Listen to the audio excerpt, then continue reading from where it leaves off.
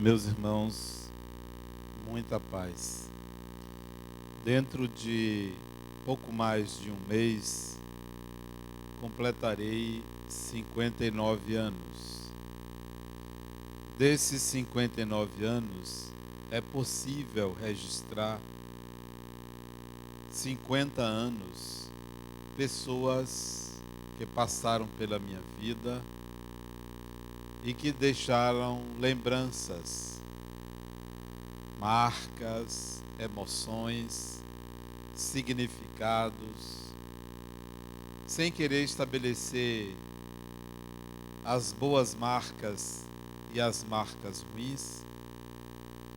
Todas elas foram importantes, porque mesmo pessoas que marcam negativamente a nossa vida devem ser consideradas importantes, porque nos levam a reflexões, a entendimentos de nós mesmos.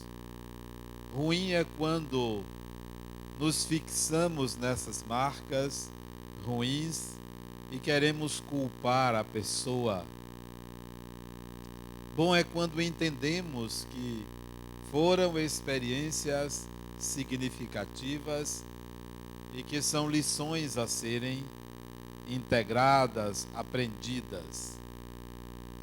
De acordo com o meio que você vive, que trabalha, você atrai determinados tipos ou classes de pessoas que você mesmo agrupa como se fossem iguais. No meu tempo de faculdade de engenharia, eu atraía para o meu círculo de relacionamento pessoas ligadas ao meio técnico, pessoas ligadas à construção. No meu tempo de faculdade de filosofia, atraía pessoas ligadas ao filosofar, à cultura dos valores do pensamento. E assim sucessivamente nós atraímos certos tipos de pessoas. Mas é mais fácil para mim lembrar-me, desde o final da minha adolescência, 18 anos, as pessoas que eu atraí ligadas ao Espiritismo, porque desde essa época que me dedico ao estudo e à reflexão em torno de assuntos espirituais. Então não é difícil saber que a maioria das pessoas que eu atraí eram pessoas que estavam buscando esse assunto, essa temática natural. Mas ainda, por ter me engajado no movimento espírita, no centro espírita, trabalhando, servindo ao espiritismo, também atraí muita gente com suas dores, com seus processos, com suas dificuldades, com obsessões, pessoas com transtornos psíquicos. Isso é natural, isso não é de se estranhar, porque a maioria que procura o espiritismo vem em busca de respostas, de auxílio, de ajuda, de entendimento de si mesmo. Mas eu observei que durante alguns anos eu atraía determinado tipo de problema. Vez por outra, uma pessoa com o mesmo problema. Uma vez, 2 vezes, 10 vezes no mês, meses atraindo pessoas com o mesmo tipo de problema. Então, eu entendia mais adiante que aquilo dizia respeito a mim, que conversar com pessoas com aquele tipo de problema era uma espécie de aula, de lição para mim, de descoberta de mim mesmo, de entendimento da minha alma, do meu ser. Bom, mas eu notei recentemente que algumas pessoas me procuraram, não só no centro espírita, principalmente no centro espírita, isso nos últimos 10 anos, querendo morrer. Mas olha o detalhe: pessoas espíritas, não suicidas, pessoas que tinham consciência da vida espiritual, mas não queriam se matar, mas queriam morrer. Equação difícil. Quero morrer, mas eu não quero ser autor desse gesto. E me procurava para que eu ajudasse a resolver isso. Como quem contrata um assassino de aluguel. Eu me sentia o próprio. Olha, Adenauer, você é espírita, psicólogo, eu quero morrer, mas eu não quero me matar, eu quero que você me ajude. Quer dizer, só faltava dizer quanto é que você cobra para fazer o serviço, né? E eu achei isso interessante, porque não era só uma pessoa.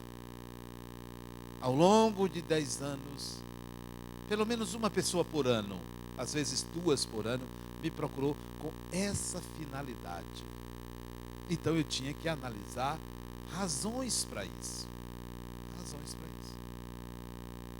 Razões em mim. Mas ao mesmo tempo, levar uma saída, uma proposta de solução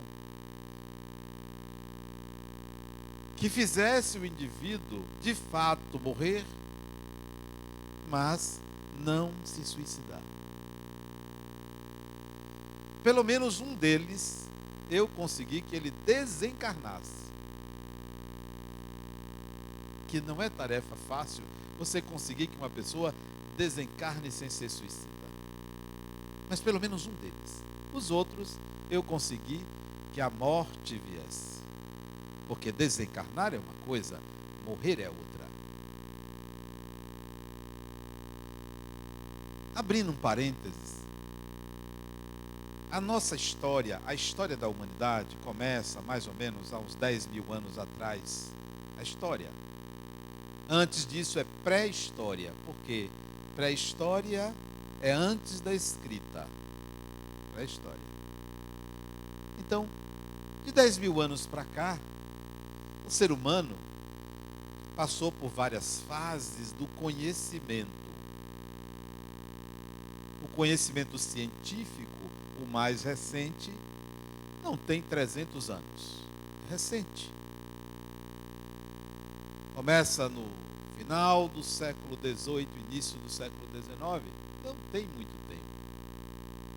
Que é o conhecimento que nos tem dado respostas, tem aquietado a mente humana, tem trazido soluções para os enigmas da vida, tem resolvido muitas doenças, tem curado muitas doenças, tem resolvido muitos problemas ligados à psicologia, à filosofia.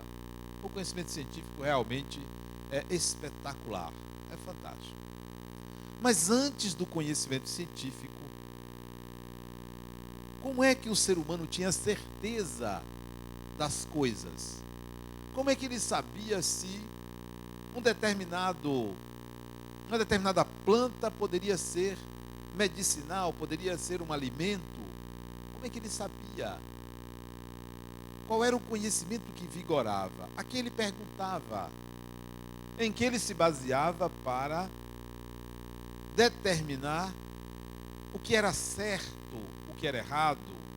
Porque hoje a ciência lhe dá mais ou menos isso. Olha, não adianta você comer terra, porque isso vai lhe prejudicar.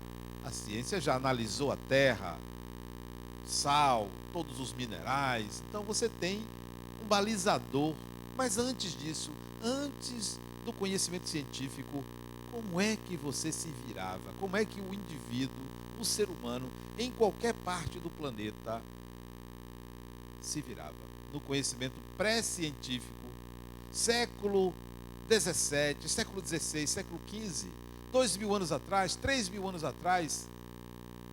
Por isso que se vivia muito pouco tempo, 40 anos, 50 anos, se morria muito facilmente.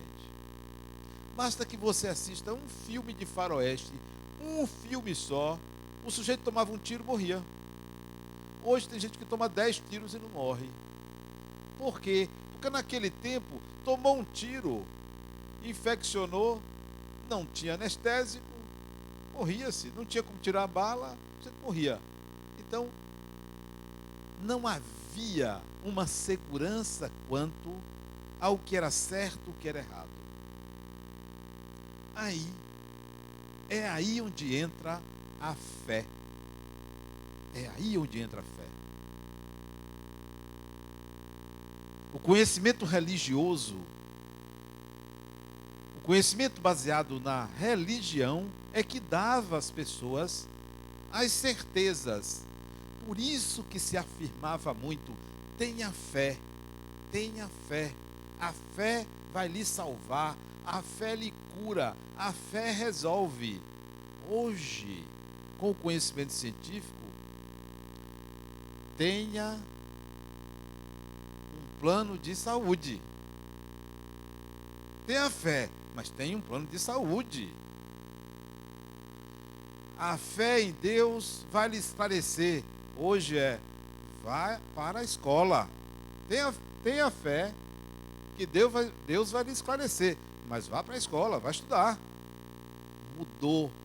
Antes nós não tínhamos outra base para decidir senão a fé. A fé acima de qualquer coisa. Daí o surgimento dos dogmas, porque não havia discussão científica, não havia reflexão, não havia análise, não havia experimentação, não havia observação. Então, a fé era suprema, era senhora absoluta. Isso até o século XVI. A coisa começou a mudar a partir do século XVII. Isso para o Ocidente.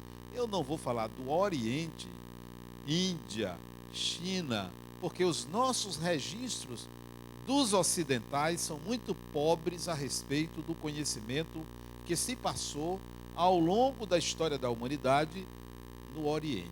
Então eu vou me ater ao Ocidente. Tudo começou a mudar a partir do século XVII. Alguém se lembra o que é que aconteceu no início do século XVII que mudou o paradigma, o parâmetro em que as pessoas passaram a se basear, ou os parâmetros, se basear para fazer suas escolhas? Alguém se lembra? Início do século XVII. Um holandês ousou questionar a fé quando ele disse: penso, logo existo. Penso, logo existo. A existência minha não é artigo de fé, é artigo de consciência. Inaugura-se a busca pelo saber pessoal. Chama-se isso de racionalidade, ou idade da razão. A fé fica para o momento oportuno. O saber deve se fundamentar na consciência da existência. Ok. Não existia ciência, existia racionalidade. A ciência veio começar no século XIX, início do século XIX. Isso é século XVII, 1610, 1615. Razão, a idade da razão, que é os primórdios do movimento conhecido na Europa com o nome de Iluminismo. Iluminação da consciência. Ok. É aí onde há um recuo da fé. Recuo esse que chega aos estertores no século XIX. século XIX, século da ciência, início da ciência, a fé começa a claudicar. As pessoas passaram a buscar respostas no conhecimento científico. É por isso que você chega aqui e diz: deu na televisão,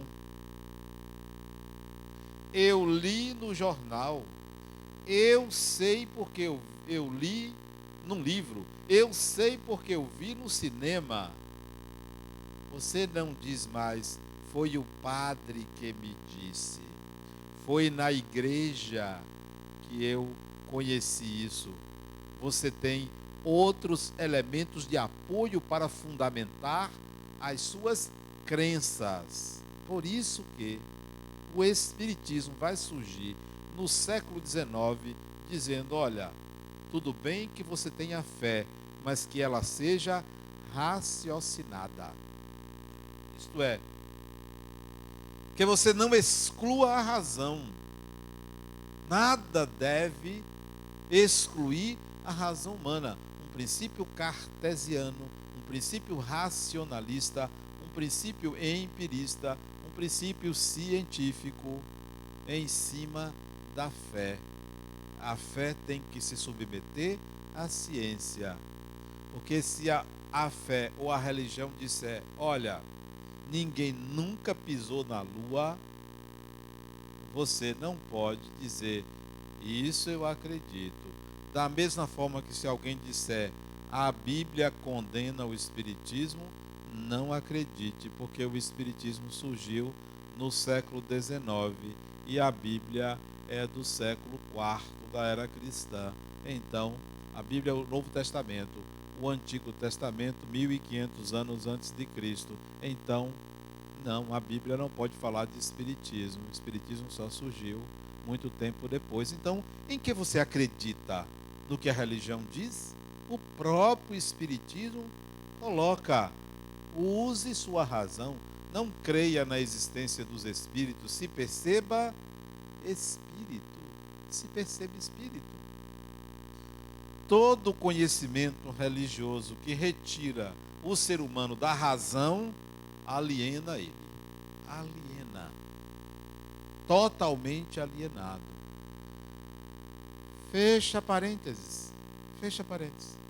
Voltemos aos indivíduos que desejavam a morte sem querer se suicidar.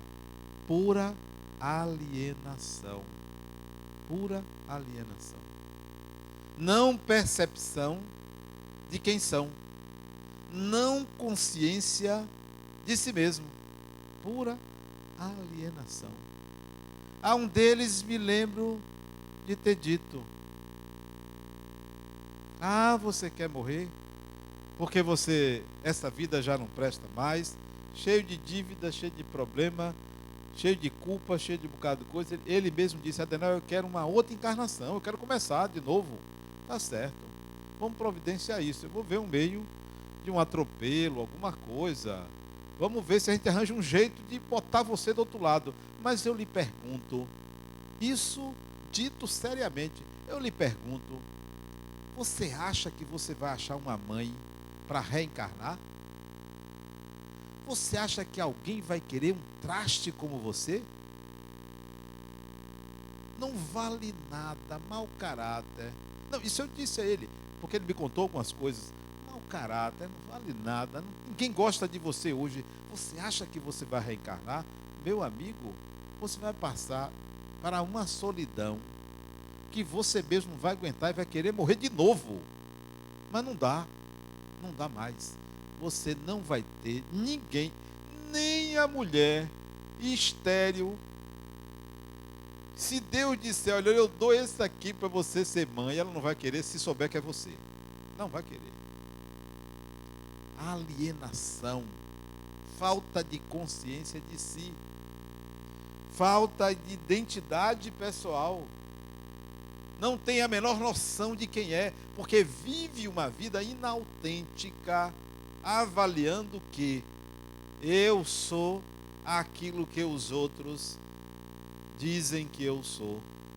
Não é porque é. não tem a menor noção da pessoa que é, porque acha que tudo muda se mudar de ambiente. Ah, eu vou viajar porque eu vou resolver isso. Ah, eu vou mudar de casa, eu vou mudar de cidade, eu vou mudar de endereço, eu vou mudar de sexo. Você nunca vai deixar de ser você mesmo, nunca vai deixar de ser. Sempre será você. É essa consciência que o indivíduo não tinha, portanto, alienado de si mesmo. Uma vida uma vida inautêntica. Quem é você? Alguém aqui já conseguiu responder essa pergunta sem colocar o nome, o endereço, a filiação, as funções que ocupa, o que fez no passado? Pois você é tudo que você é capaz de fazer agora. Agora. E essa é a questão do querer morrer. É uma alienação. Eu não quero morrer, eu não quero desencarnar, nem quero estar encarnado. Eu quero estar como sempre estive e sempre estarei, vivendo. Porque vive-se com o corpo ou sem o corpo. Eu quero estar como sempre estive, vivendo, sendo quem eu sou e aprimorando em cada experiência que viva. Quem me deu isso? A razão. A razão. Não foi a fé. Não foi a fé. A razão. E é profundamente importante que nós, que estamos querendo descobrir as respostas dos mistérios da vida, nós que estamos engajados numa busca espiritual, não esqueçamos a nossa razão. Quando eu falo de fé, eu falo de crença em que eu acredito. Eu prefiro um indivíduo materialista do que um indivíduo crente cego, cegamente firmado na crença.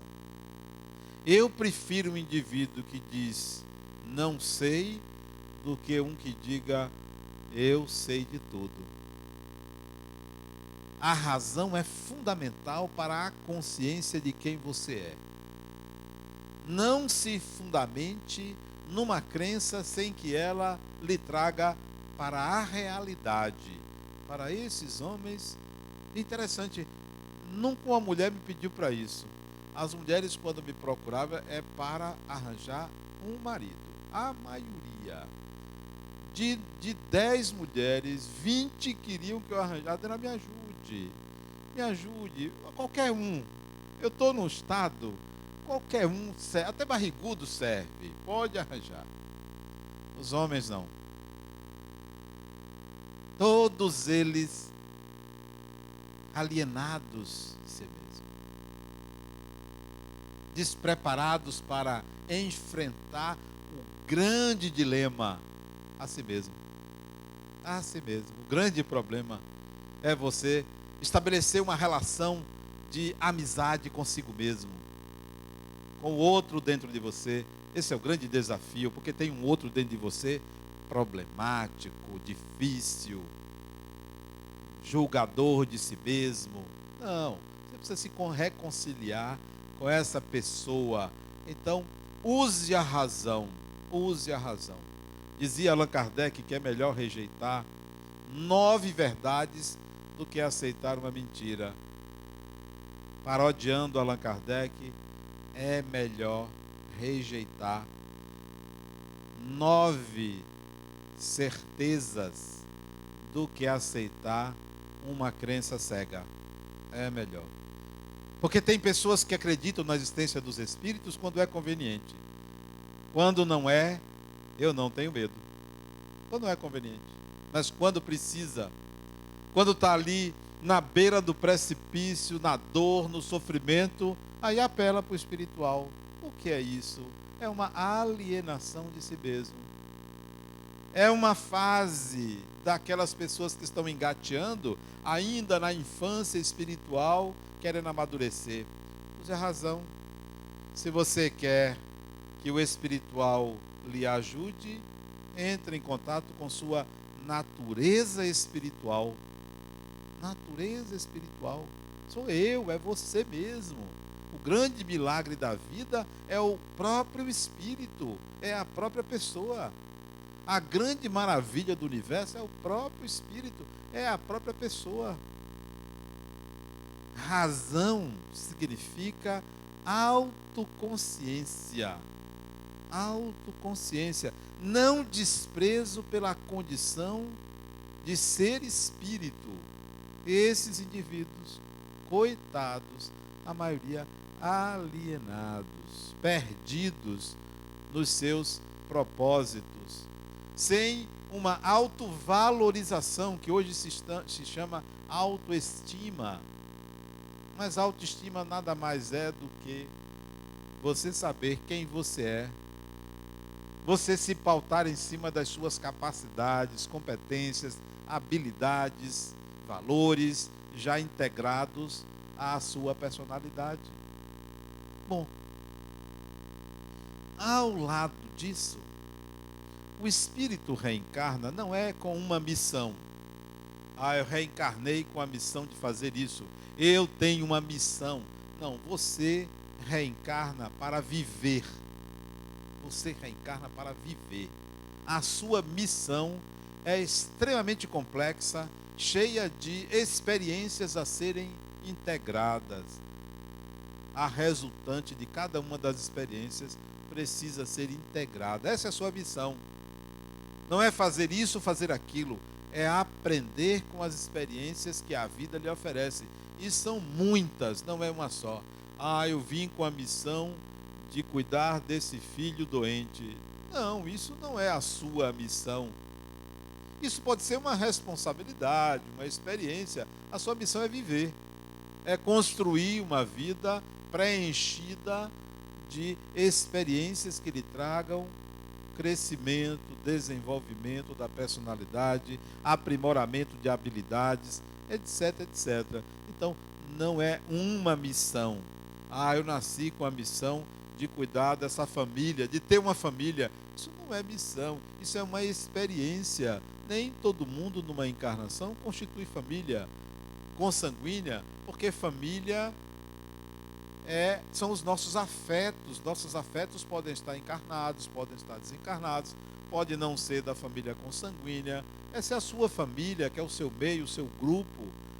São os laços de afinidade que definem a família. Então, a sua missão não é ter uma família. Eu vejo muitas pessoas depressivas porque se separaram, fracassaram, acham que fracassaram. Ora, quer dizer que a finalidade da vida é se casar e ter filhos, ou ser capaz de manter uma família? Tem fatores que transcendem o desejo de uma pessoa, porque é um grupo, porque pelo menos tem um outro. Então, você pode fazer tudo certinho, mas o outro pode querer outra coisa. Então, ninguém deveria se sentir fracassado na vida, porque não deu certo uma relação conjugal. Ora, isso é uma experiência. A finalidade da vida é casar e ter filhos, ou ter uma família, ou manter uma família. O que era uma coisa agradável, o que é uma experiência riquíssima ter uma família, mas isso não é a finalidade da vida na Terra ou em qualquer lugar. A finalidade da vida é vivê-la. Eu quero viver, eu quero aprender, eu quero crescer. Cresce-se casado ou separado, cresce-se com filhos ou sem filhos, cresce-se no Acre, como no Amazonas, como em Salvador ou em Nova York, cresce-se como homem ou como mulher, cresce de qualquer maneira, desde que as experiências sejam vividas e a resultante seja integrada como um aprendizado. Então, a razão, ela nunca pode ser esquecida. Mas eu observo que, a partir do século XX, surgiu uma onda, uma vibe, como se diz hoje, uma ideia coletiva importante a partir da segunda metade do século XX, a partir da Segunda Guerra Mundial, ou depois da Segunda Guerra Mundial.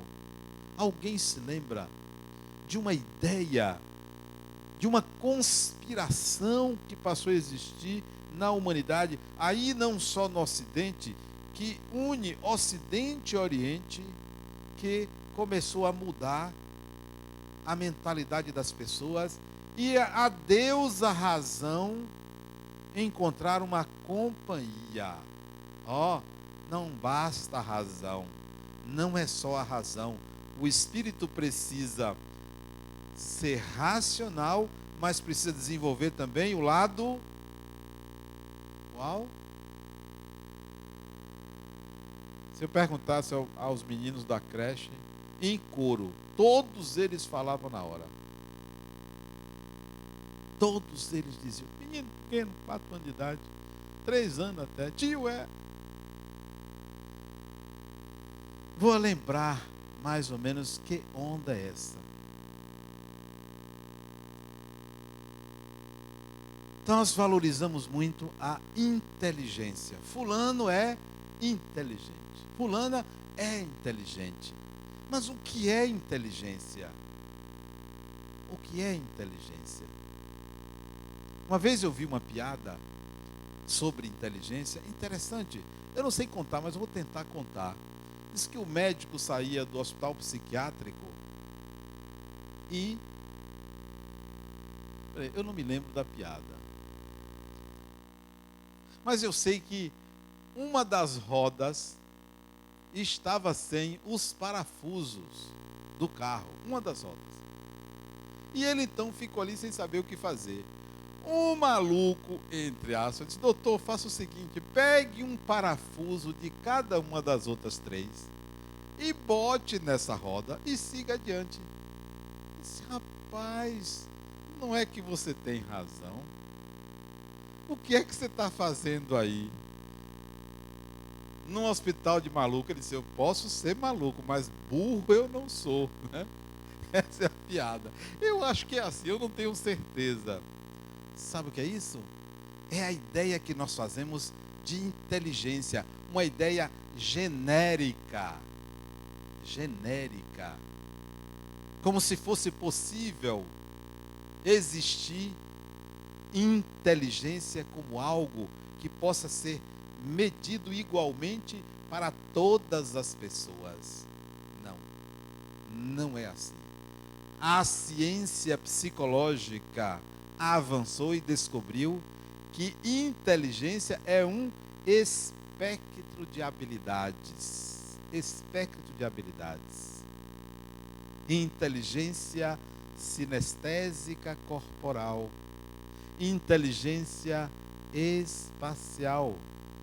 Falar em inteligência espacial, que é a capacidade de você recriar na sua imaginação, na sua mente, figuras geométricas, localizar-se no tempo e no espaço com a habilidade.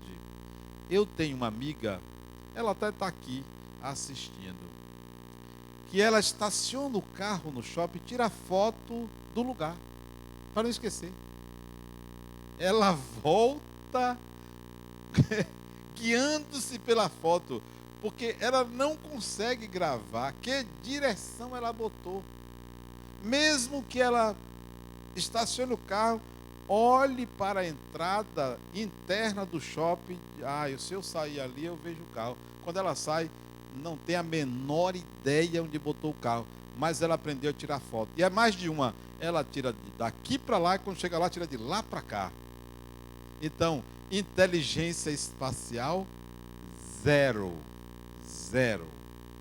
Então, inteligência não é uma qualidade única. Tem pessoas que têm um tipo e são vários tipos de inteligências. E a partir da segunda metade do século XX, do século passado, descobriu-se uma inteligência fundamental que passou a ser parâmetro para as buscas humanas. É a inteligência. Isso é o que as crianças me diriam, sem eu precisar fazer esse rodeio todo. Para alguém dizer inteligência emocional. graças a dois cientistas, um português, Antônio Damasio, e um americano, Howard Gardner, os dois em estudos a respeito do comportamento humano, descobriram a inteligência emocional, constituída por dois vetores. Ainda tem mais essa, não é uma inteligência pura e simples, ela tem dois componentes que a formam. O primeiro componente é a inteligência intrapessoal, que é a inteligência de você aprender a lidar com as suas emoções. E o outro vetor é a inteligência interpessoal, é você aprender a lidar com as emoções suscitadas nas relações com o outro. Esses dois vetores compõem a inteligência emocional. Isso passou a ser algo aliado à razão para definir qual é o parâmetro de escolha. Eu devo escolher uma coisa pela razão ou pelo sentimento? Depende. Há coisas que você tem que usar a razão, outras o sentimento. Os sentimentos passaram a ser importantes. Há empresas hoje que se baseiam na capacidade emocional do executivo ou do alto executivo. Sim, você pode ter um currículo fantástico, inteligência lógico-matemática lá em cima, mas sabe lidar com os conflitos dos seus empregados? Talvez não. Eu prefiro alguém que tenha habilidade para lidar com o mundo emocional. Então, a sensibilidade com as emoções, a capacidade de percepção do mundo emocional à nossa volta passou a ser a nova onda do final do século passado. A partir daquela época, o mundo emocional é profundamente importante. As relações não convencionais que geram emoções prevalecem sobre as relações convencionais que geram emoções. Isto quer dizer que é possível você se guiar pelo conselho de uma pessoa que você gosta, mas não tem nenhuma relação com essa pessoa, do que pelo seu marido, pela sua mulher, que você tem uma relação convencional. As relações não convencionais prevalecem sobre as relações convencionais por causa do mundo emocional. Portanto, hoje, a dialética da vida não é mais fé e razão, é razão e sensibilidade. É razão e emoção. Não é pela fé, com todo respeito à fé, mas é preciso adicionar à fé a razão e a emoção. No tempo de Allan Kardec, ele falava em fé raciocinada. Sem querer ser maior do que Allan Kardec, eu diria fé emocionalmente raciocinada. Porque nós precisamos agregar as emoções que adiantam um indivíduo altamente lógico, extremamente racional, mas um bruto, alguém que não tenha a menor sensibilidade para captar uma outra linguagem da natureza, que não é a linguagem que a razão consegue penetrar ou entender. Nós precisamos da razão para combater a ignorância, a petrificação do conhecimento, a alienação, mas precisamos do entendimento das emoções, da legitimação daquilo que nós sentimos. Sempre se pergunte: o que é que eu estou sentindo quando estou me deparando com essa ou aquela experiência? Razão e sensibilidade. Esses indivíduos que estavam em busca da morte, zero Porque a razão era uma alienação, sem a menor sensibilidade de percepção do que se passava consigo mesmo, da solidão, da carência afetiva, da não percepção de que é um espírito imortal. E não me preocupa o fato do indivíduo desencarnar, porque a morte não é uma tragédia. Não é uma tragédia. Morreu, morreu. Um dia sou eu, um dia serei eu. Todo mundo morre.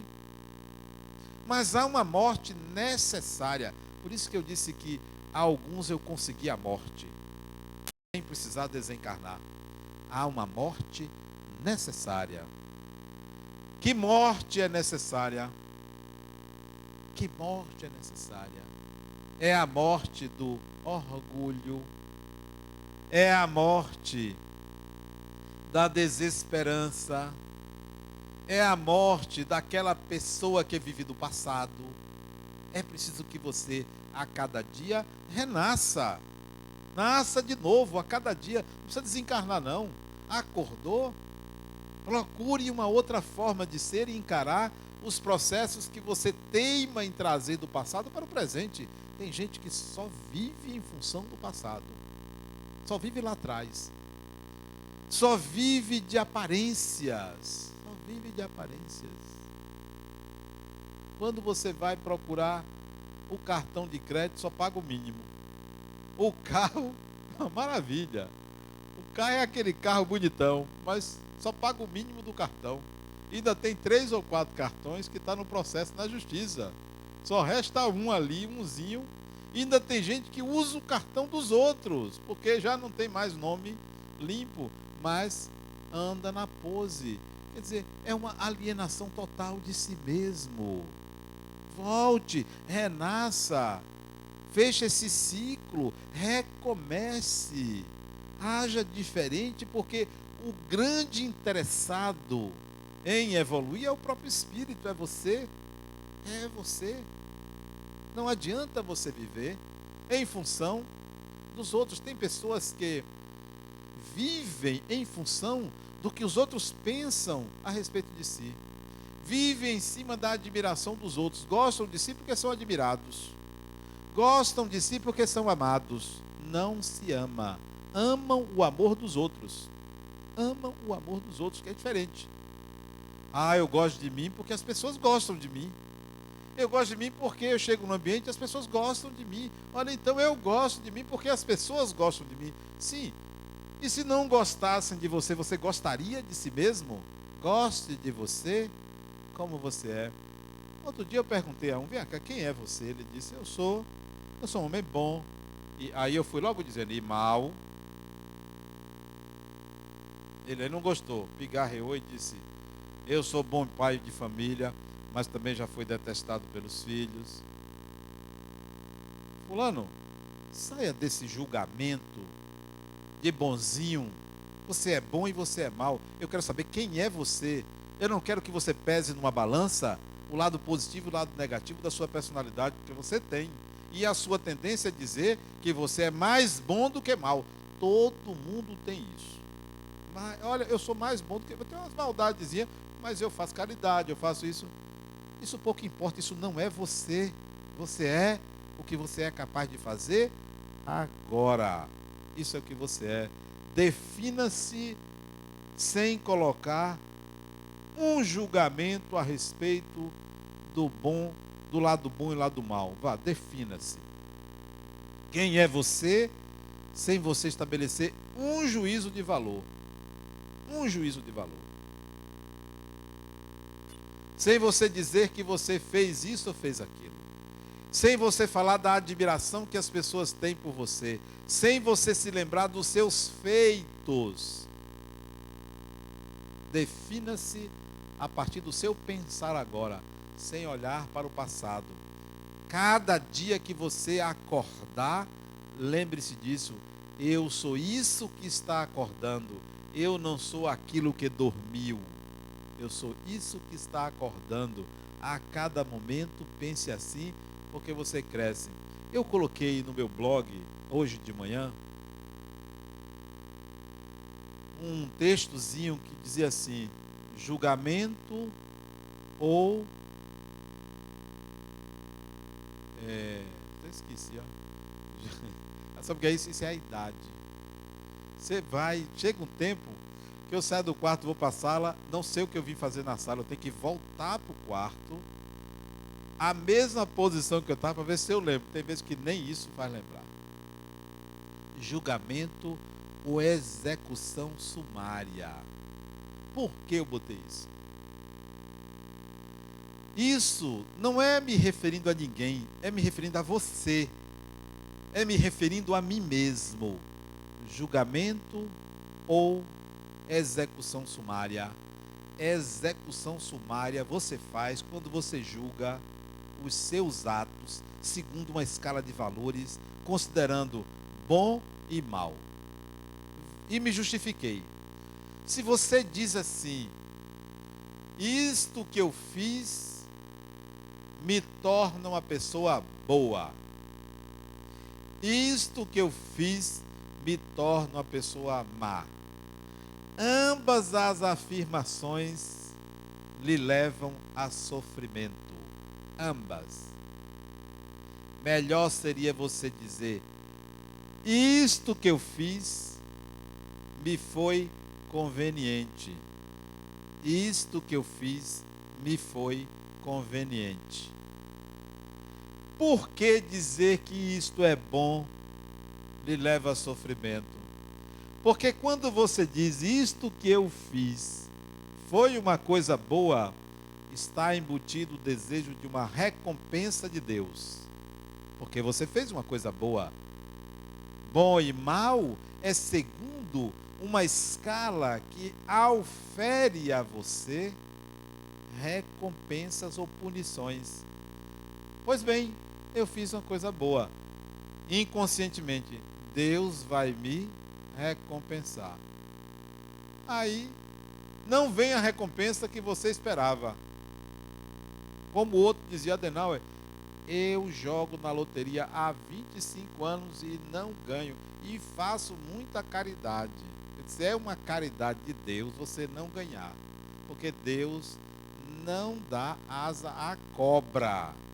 Cobra não tem asa. Você espera uma recompensa quando você diz que fez o bem. Você espera uma recompensa. Não espere recompensa. Eu estou falando de algo inconsciente. E quando você diz que você fez um mal, você espera uma punição. Em ambos os casos, execução sumária. Você está frito.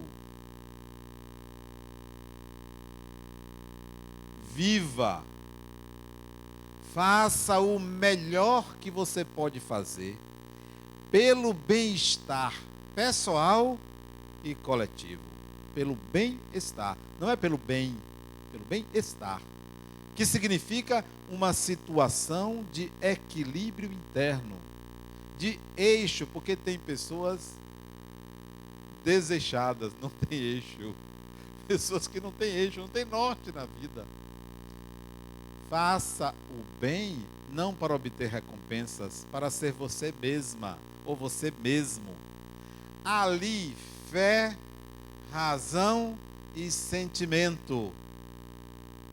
E a onda nova que se desperta também junto à eclosão, ao recrudescimento do mundo emocional, é a busca pelo espiritual. Nunca se buscou tanto conhecimento a respeito do espírito como no final do século passado, e isso continua. Fé eu substituiria por espiritualidade, racionalidade e sentimento. Esse é o tripé que eu aconselho.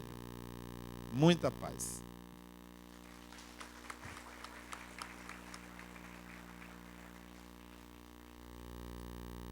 Nossos avisos. Fiquei eu com a incumbência. Então, na próxima semana, seguindo ao carnaval, chega de festa, nós vamos retomar as nossas atividades na ULI, com a aula inaugural no dia 8 de março, às 10 horas, é um sábado. A Adenauer vai estar aqui como facilitador. E aí a ULI abre as portas para o primeiro semestre de 2014.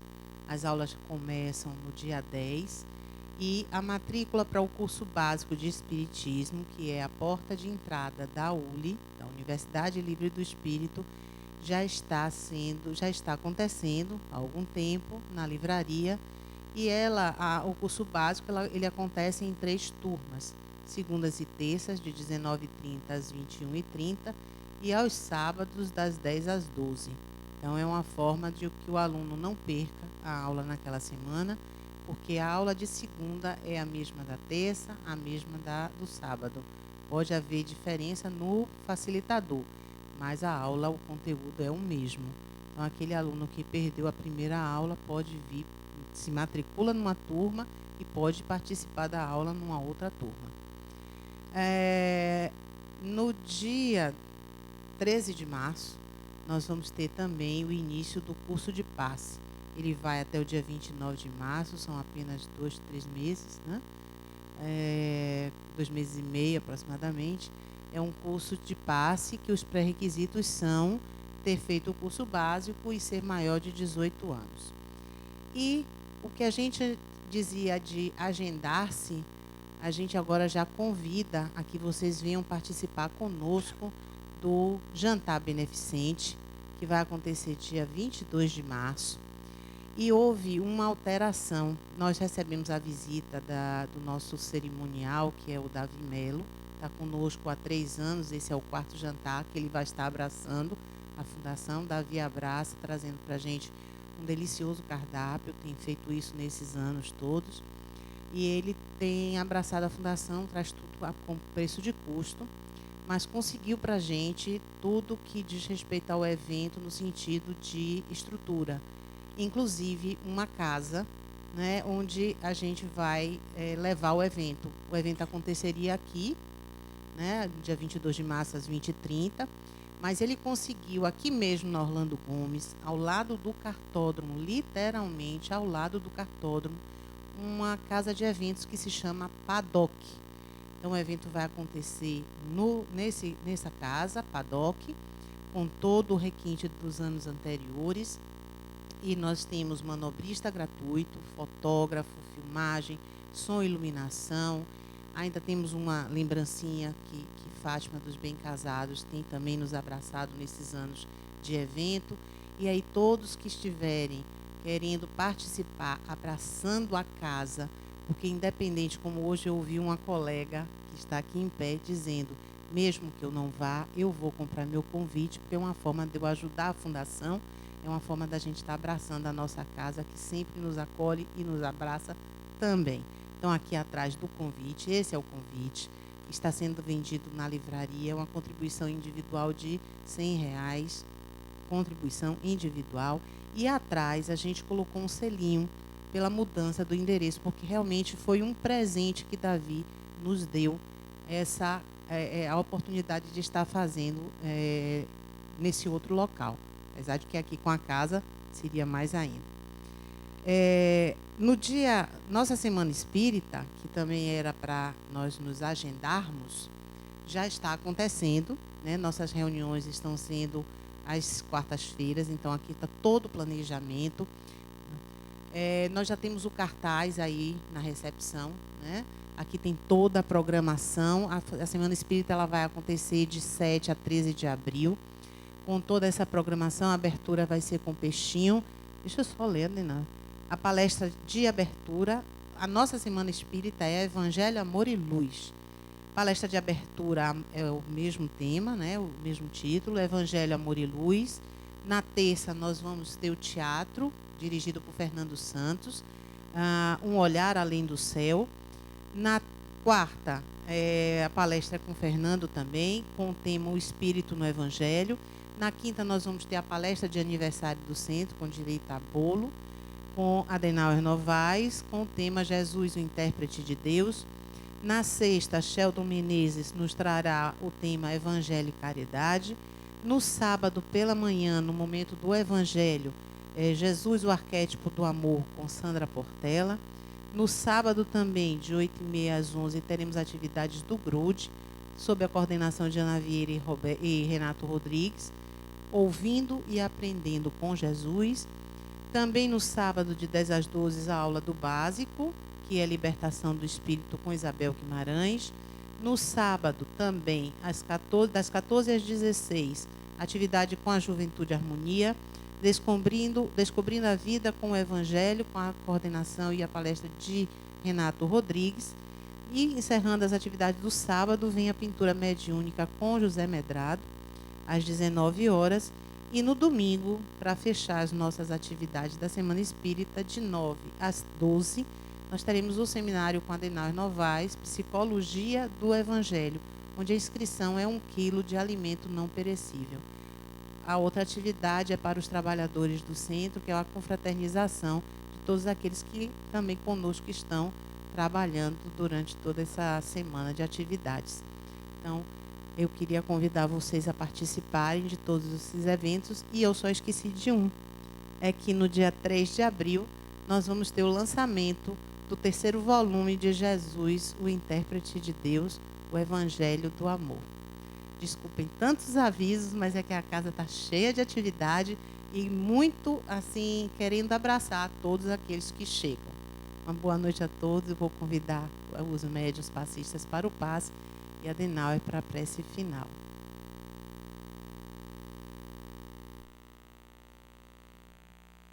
Fechemos os nossos olhos, elevemos os nossos pensamentos a Deus, rogando paz, equilíbrio, harmonia interior, sobretudo solicitando que a nossa fé nos leve à espiritualidade, que a nossa fé fortaleça o nosso desejo de busca espiritual, que não nos leve à separação dos nossos irmãos que comungam com outras crenças, que a nossa fé nos leve ao entendimento e à consciência de que somos espíritos imortais. Que roguemos a Deus que a nossa razão não nos leve a caminhos obscuros em nossa mente, que ela possa nos conduzir à consciência de que somos nós os proprietários de nós mesmos, que somos nós o grande milagre da vida. E que além dessas rogativas, que nós não nos afastemos do coração, que os nossos sentimentos sejam capazes de fortalecer a compaixão que devemos ter pelo nosso semelhante. Que não julguemos pessoas nem a nós mesmos, mas que busquemos um entendimento de que somos todos seres humanos e de que merecemos sempre uma nova chance para viver, para construir e para amar. Lembrando-nos da figura do nosso Mestre Jesus, agradecemos pelas lições imortais, pela oportunidade de penetrar nos mistérios da vida e de entender quem somos nós, o que estamos fazendo aqui, para onde vamos e o que devemos construir dentro de nós mesmos. Sê conosco, Senhor, que a Tua paz nos leve de volta aos nossos lares.